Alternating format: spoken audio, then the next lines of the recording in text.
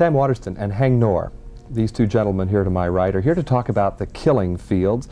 You're a journalist in Cambodia. You are his translator. The relationship that grows up between the two of you on screen reflects something in real life that's quite extraordinary. When did either of you first hear about the real story here in Killing Fields? Who wants to take that first? Well, I read about it in the newspaper. Appropriately enough. Because my newspaper is the New York Times, and so I was reading Sydney's articles as the story was taking place. And then specifically I read the script for this movie a year and a half before it was set up by an accident. You know, it came into my hands completely by a side road. So that's how I came to know about it. Haing Ngor, were you aware of this before the scouting began for the part for Dith Pran? Do you mean was he aware of the story of Cambodia? Were you aware of the story specifically involving these two people? Were you aware of that before the scouting began? I didn't see the story before. Mm-hmm. I didn't see it. You have said, however, that you wanted to do the film in part because it was important to your country. Yeah.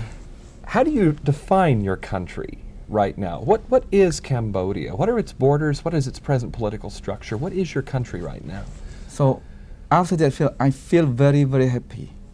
Very, very happy to show the world. Basically, that you ask me right now, you don't know where's Cambodia right now. So after that film coming out, around the world have to know. Indeed. Where's Cambodian is, where the Khmer Rouge Guerrilla is, where the starvation on Cambodia, where the suffering of Cambodian people during 1975 to 1979. I think it's also important that they know that you know what you're talking about. Right.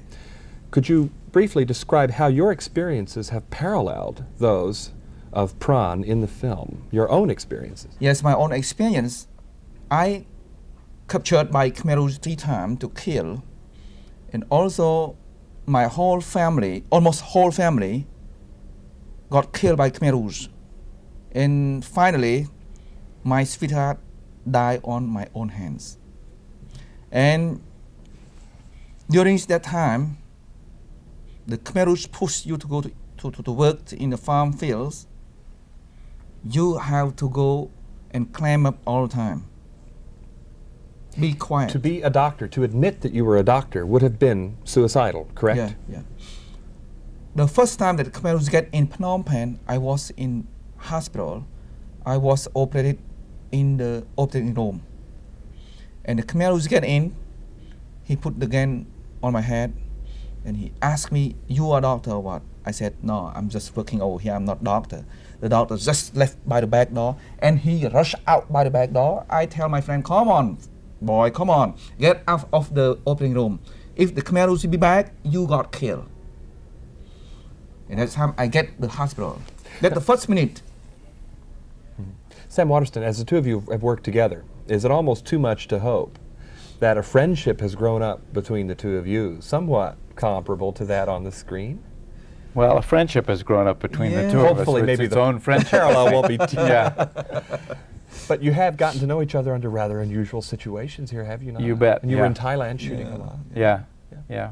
Tell us about your travels. Did you have some hardships of your own in the shooting? Before shooting, Roland Joffrey prepared our trip to Chiang Mai. Chiang Mai, right? Chiang Mai, and after to refugee camp, even to Khmer Rouge camp too. Yeah.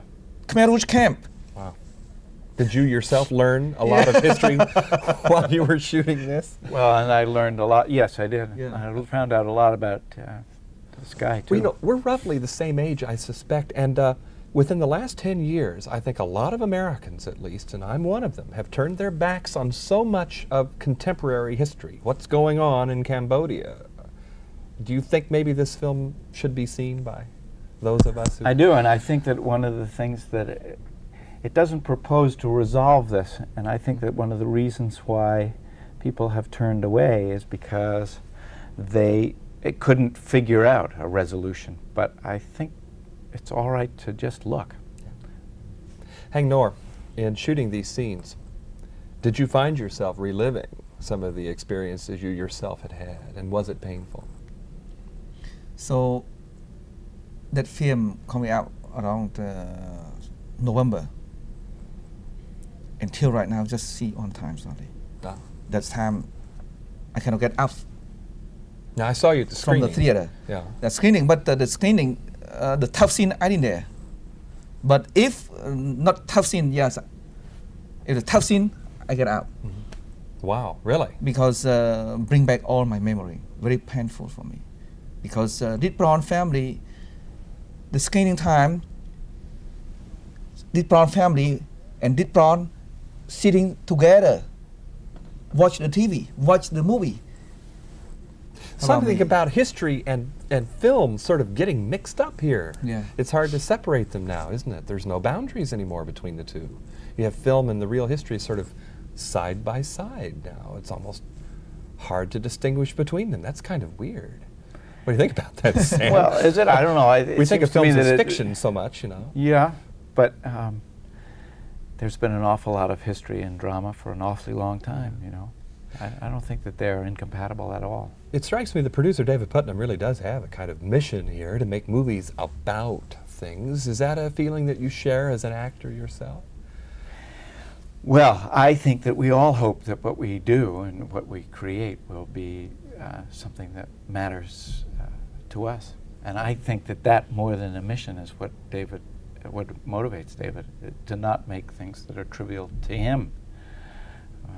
Haing, would you have thought a film on this subject would have been possible? Would you have thought somebody would care enough to make a movie like this, say, a few years ago?